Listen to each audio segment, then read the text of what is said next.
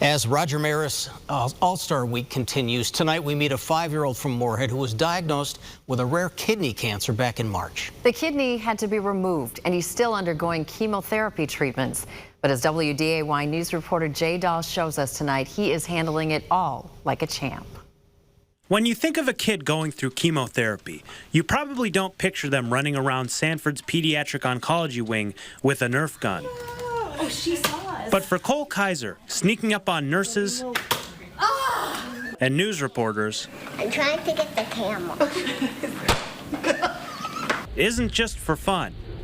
It's an important part of physical therapy as he recovers from a rare kidney cancer called Wilms tumor, which he was diagnosed with in March. Wilms tumor is the most common pediatric kidney tumor, and it's the 4th most common pediatric cancer. Cole's mom, Brianna, is a pediatric nurse at Sanford, and when Cole was having issues with constipation and dehydration, she pushed for him to get checked thoroughly. You trust your gut, like I knew something was wrong, and I wish I would have pushed farther. As soon as we got into his primary, he knew right away it wasn't what we had thought it might have been. After chemo shrunk the tumor by about 30%, Cole's left kidney had to be surgically removed, and thankfully the cancer didn't spread. But a genetic marker on the tumor indicated a need for further chemotherapy. There are different prognostic markers that can show how high risk you are.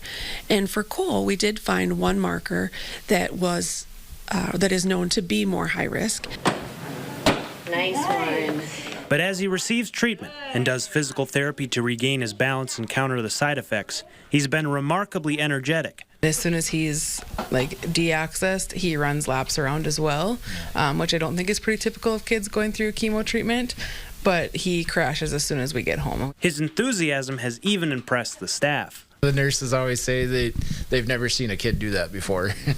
That's not normal. But despite appearances, it's still been a difficult process, both for Cole and his parents. Getting his port placement and trying to work through all of that with him is hard because he is 5 and doesn't like needles, so having to do that every week has been a challenge, but he's getting better each time. And while there's always concern over the possibility of a relapse, the outlook for Cole's future is bright. We're very fortunate that he does not have any spread of the cancer to other areas, and with surgery and chemotherapy, we expect him to do well.